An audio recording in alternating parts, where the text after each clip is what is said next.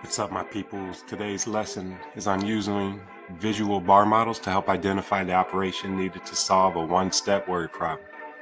All right, let's get it cracking. First, let's look at what addition scenarios look like. Addition happens when you combine or put together two things of different sizes. You're given one part and have to put it together with another part to find the total. And some common keywords that hint at addition are all together, combined, or sum. Let's look at an example of a one-step addition problem and use a bar model to represent it. There are 350 students in third grade and 225 students in fourth grade. How many students are there all together? All together gives us the clue to put the two parts together, so we're told 350 and 225 need to be combined. So when we add them together, we get 575. All right, let's move on to subtraction. You know you have to subtract when you know the total or larger number and you know a smaller part and have to find the difference between the two. Difference and how much more or how much less are key phrases that lead us to subtract. Let's look at an example of a subtraction problem.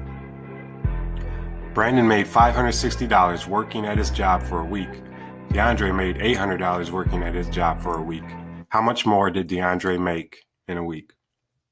How much more tells us we need to find the difference. If we made a bar model of DeAndre's amount and Brandon's amount, we would see that we need to subtract to find how much more. So 800 minus 560 gets us 240. So DeAndre made $240 more than Brandon. All right, let's move along to multiplication.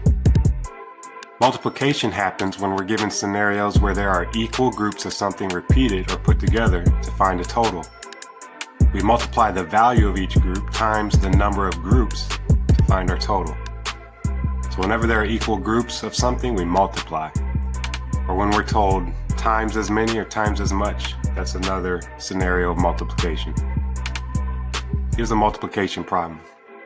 Kendra makes $9 an hour on her job. She worked for 5 hours today. How much money did she make? $9 an hour means it's repeated 5 times, and we're told to find the total or how much that she makes. So we would multiply 9 times 5, which gives us $45 that Kendra would make. All right, last example of division. Just like subtraction, division scenarios, you know the total and you know that it's being split or shared equally into groups, and you have to find how many groups or what's in each group. Per each group is a key phrase or concept that lets you know to divide. Here's the division problem. 10 books have a total mass of 40 pounds. How much does each book weigh? Well, we know our total is 40 pounds and that there are 10 books, and we're told to find what each book weighs. So we see that we split 40 up into 10 smaller groups. To find what each book weighs, we'll divide 40 by 10, which gives us 4. Each book weighs 4 pounds. So using our visual models, we can represent addition as combining or putting together two different size groups. Subtraction is when you know the total and a part and need to find the difference. Multiplication is when you have repeated groups of equal amounts and you need to find the total.